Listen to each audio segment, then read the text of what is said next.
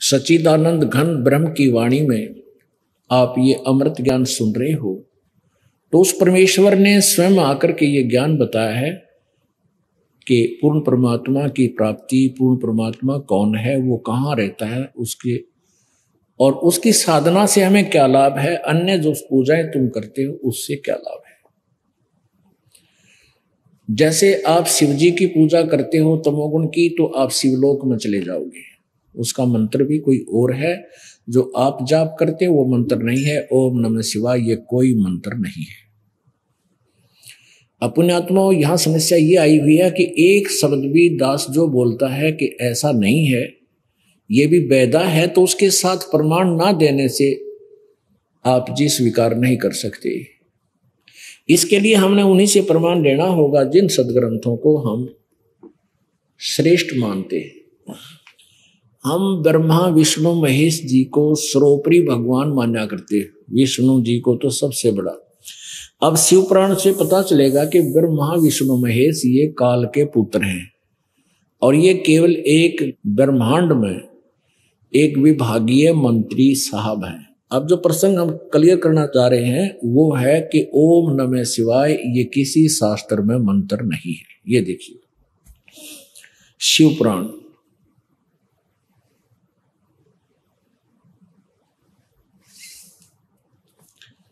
ये है शिव पुराण, गीता प्रेस गोरखपुर से प्रकाशित है।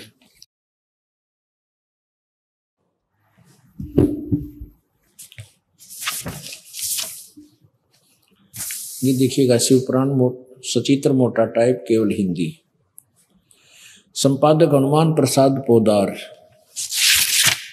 और मुद्रक कौन है? प्रकाशक व मुद्रक हैं गीता प्रेस गोरखपुर, गोविंद धुन कार्यालय कोलकाता का संस्थान। ये है 24 पृष्ठ संक्षिप्त शिव पुराण विद्वेश्वर संहिता। हम विशेष पढ़ेंगे 25 से, लेकिन ये थोड़ा सा हिंट देंगे आपको कि ये क्या है। ये ब्रह्मा जी खड़े हैं, इधर ये विष्णु जी खड़े हैं। ये आपस में इनकी झगड़ा हो गया ब्रह्मा और विष्णु जी का, तो काल ने इनके बीच में एक तेजो में ज्वाला युक्त एक स्तंभ खड़ा कर दिया प्रकाश में, बीच में एक बल्ली सी गाड़ दी, बहुत लंबी चौड़ी। अब सुनो, मौखिक बताता है दास थोड़ा। एक बार ब्रह्मा और विष्णु जी का इस बात पर झगड़ा हो गया। ब्रह्मा जी कहता है कि मैं तेरा पिता विष्णु जी को, और मैं सृष्टि का रचने वाला हूं। विष्णु जी कहता है कि नहीं, तू मेरी नाभि से उत्पन्न हुआ है और तू मेरा पुत्र है। जैसे तीसरी चौथी कक्षा के बालक लड़ा करें, वो नो कहेगा मैं तेरा बाप, वो नो कहा ना मैं तेरा बाप, और गुट्टम गुट्टा वो उसकी गिरेबान पकड़ रहा है और वो उसकी। फिर टीचर के पास जाते हैं, क्या झगड़ा भाई तुम्हारा? जी यूं बोला मैं तेरा बाप है, वो नो कहा ना जी पहले यूं बोला मैं तेरा बाप है, हम इसलिए लड़े। तो ऐसी तब हमारे भगवान लड़ा करते जी, नाम सुप्रीम पावर मान रही थी। तो इनकी आपस में ऐसा झगड़ा हुआ। काल भगवान जो इनका पिता है, जो 21 ब्रह्मांड में हमें यहाँ कष्ट दे रहा है, वो इनका फादर है। उसने इनके बीच में एक तेजो में स्तंभ खड़ा कर दिया। वो लड़ना भूल गए, उस स्तंभ की ऊपर नीचे तलाश खोज एंड खोज करने लगे अंत का। फिर ये काल जो है शिव रूप धारण करके वहां खड़ा हो गया। अब फिर क्या बताता है ये देखिएगा। ब्रह्मा और विष्णु ने पूछा,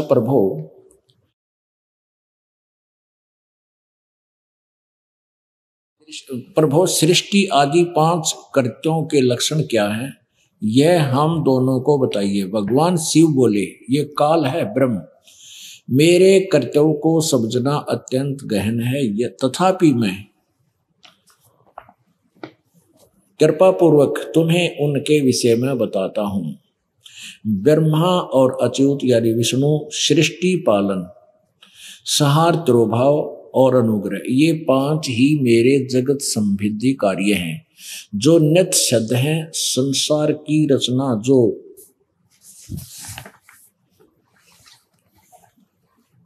आरंभ है उसको सृष्टि कहते हैं, सर्ग या सृष्टि कहते हैं। नीचे देखो,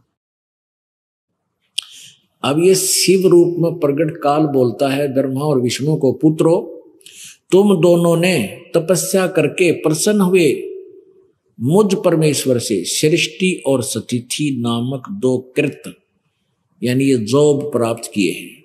ये दोनों तुम्हें बहुत प्रिय है। इसी प्रकार मेरी विभूति स्वरूप रुद्र और महेश्वर, अब ध्यान रखना ब्रह्मा और विष्णु रुद्र और महेश्वर ये बोलने वाले से अलग हैं। ये बोलने वाला काल है, ब्रह्म है। ये मैं 2 अन्य कृत संहार और तिरोभाव मुझसे प्राप्त किए, परंतु अनुग्रह नामक कृत दूसरा कोई नहीं पा सकता। रुद्र और महेश्वर अपने कर्म को भूले नहीं है, इसलिए मैंने इनके लिए अपनी समानता प्रदान की है।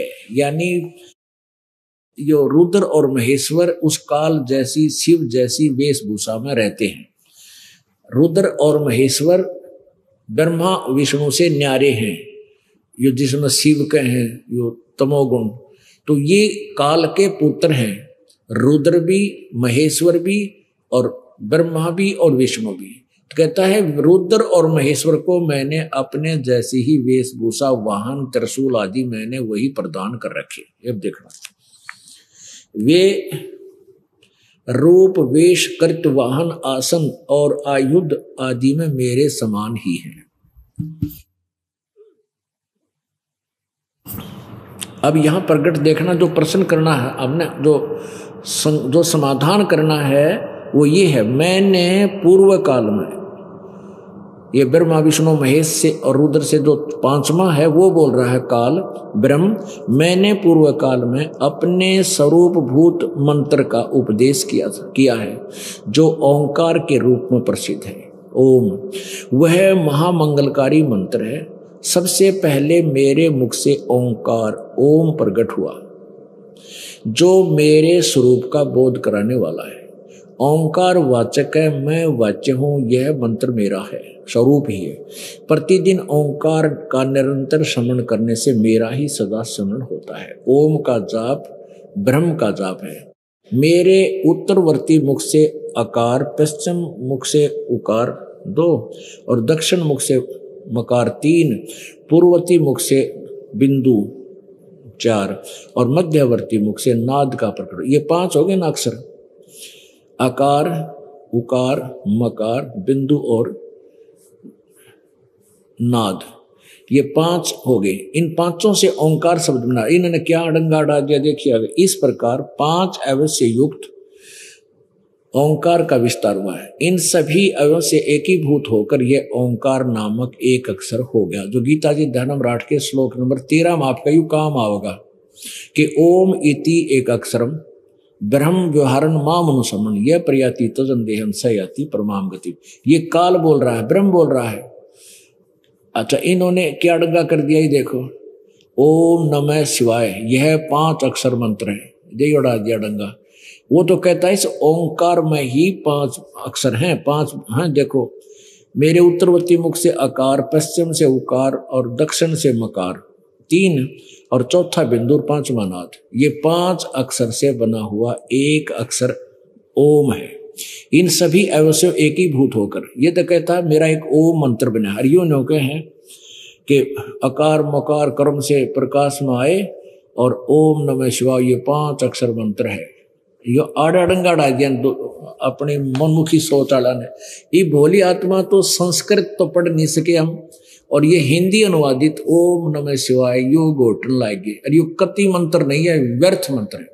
अब यहां आपको दिखाते हैं, अब ये तो केवल हिंदी है, अब आपको संस्कृत वाली में दिखाते हैं, जिसको संस्कृत इंक्लूड है जिसमें, वो दिखाते हैं।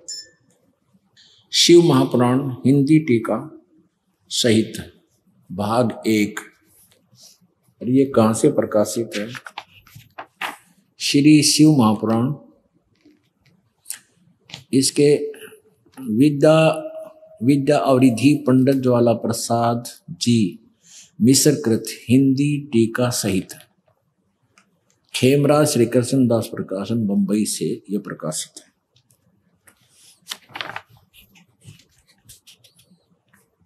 इसके ये देखना, ये वही है विद्वेश्वर संहिता, विद्वेश्वर संहिता भाग 1 अध्याय नंबर 10 के। यहां देखिएगा,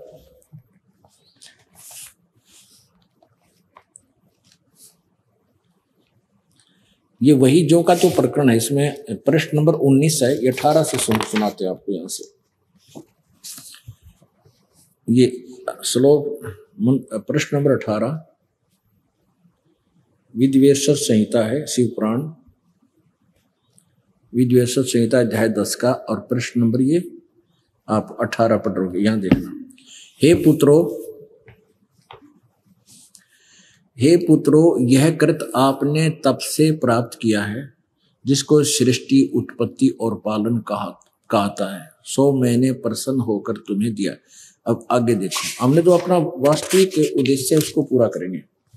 ये 19 पृष्ठ पे है, विद्वेश्वर संहिता अध्याय 10।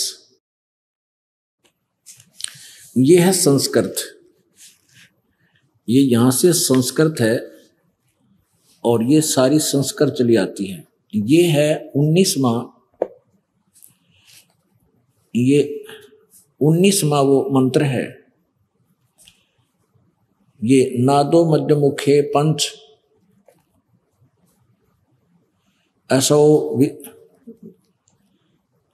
विजरत भित एकी भूत पुनस्त द्वयो ओम इति एक अक्षरो भवत। ये है ओम इति एक अक्षरो भवत, इसका संधिच्छेद ऐसे होता है।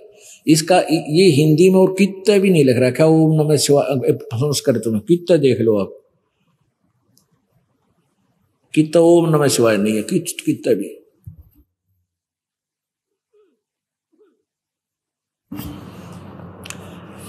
यहां देखो,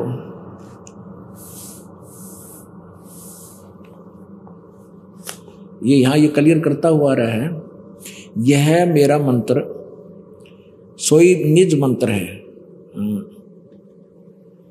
सोई निज मंत्र है। उपदेश करते समय ओंकार मेरे मुख से उत्पन्न होने से मेरे ही रूप का बोधक है और महामंगल करने वाला है। यह वाचक है और मैं वाच्य हूँ। यह मंत्र मेरा आत्मा है, इसके श्रवण से मेरा श्रवण होता है। अब सारा विवरण दे रहा है यहाँ पर। उत्तर की मुख से अकार, पश्चिम के मुख से उकार, दक्षिण के मुख से मकार, पूर्व के मुख से बिंदु और मध्य के मुख से नाद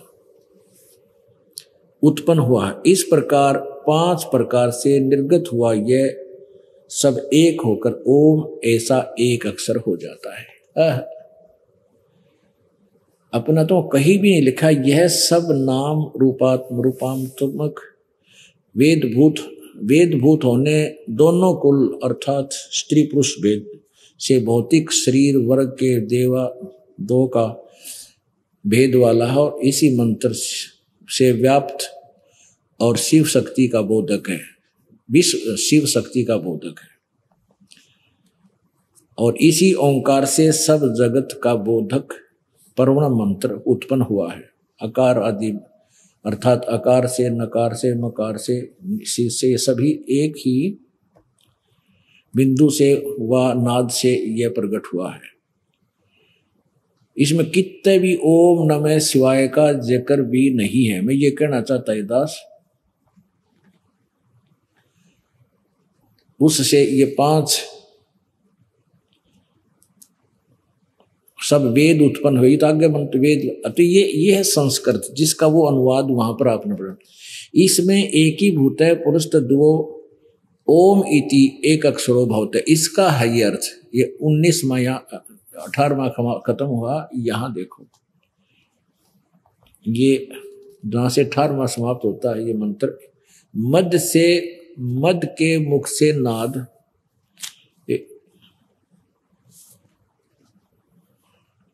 उत्पन्न हुआ। इस प्रकार 5 प्रकार से निर्गत हुआ, यह एक ओंकार मेरा एक अक्षर हो जाता। पुण्यात्मा, भक्ति करना कोई बड़ी बात नहीं है, मोक्ष प्राप्त करना सबसे आसान है।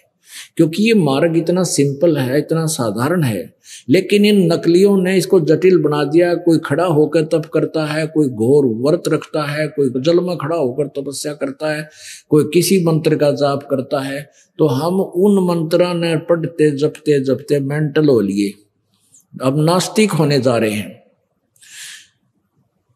और वो मंत्र, क्योंकि गीता जी अध्याय नंबर 16 के श्लोक नंबर 23 में कहा है कि शास्त्र विधि को त्याग कर जो मनमानी पूजाएं करते हैं, मनमाना आचरण करते हैं, उनको किसी प्रकार का कोई लाभ नहीं, ना उनकी गति हो, ना मोक्ष हो, ना कोई कार्य सिद्ध हो, ना सुख प्राप्ति हो। तो पुण्यात्माओं, ये नकलिया ने इन अनुवाद करते समय अपनी सोच घसोड़ दी। ओम नमः शिवाय बोला, ये 5 मंत्र का हो गया, इस तरह क्लियर कर रखा ऊपर, अकार मकार उकार बिंदु और ये मिलकर के 5 अक्षर का एक पूर्ण मंत्र बनता है। इसके अतिरिक्त कोई मंत्र ही नहीं है। तो क्या बताते हैं परमात्मा अपनी वाणी में, कहते हैं मोती मुक्ता दर्शत नाही, ये जग है सब अंधरे, दिखत के तो नैन चश्म इनके फिरा मोतिया बंदरे। अब ये जैसे किसी को मोतिया बंद हो जाता आंखों में, उसकी आंखें बड़ी स्वस्थ नजर आती हैं पर उसको दिखता कुछ नहीं, नपट अंधा होता है। ऐसे ही ये हमें विद्वान नजर आए थे, महर्षि मंडलेश्वर संस्कृत के पढ़ने वाले, लेकिन इनके अज्ञान रूपी मोतिया बंद हो रहा था। अब परमात्मा ने आकर दास का ऑपरेशन किया और ऑपरेशन करने वाला डॉक्टर बना दिया।